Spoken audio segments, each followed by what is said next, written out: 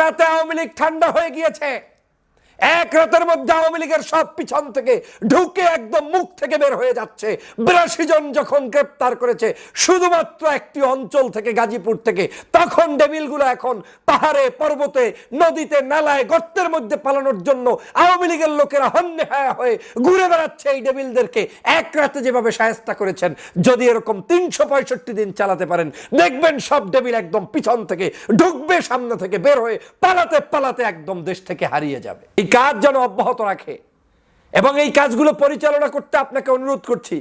আওয়ামী লীগের কোন উচ্চ পর্যায়ের আগের যত অফিসার কিংবা ভিন্ন দালাল সুশীল ভাব, এই সুশীলগুলো দিয়ে এই কাজ পরিচালনা করবেন না।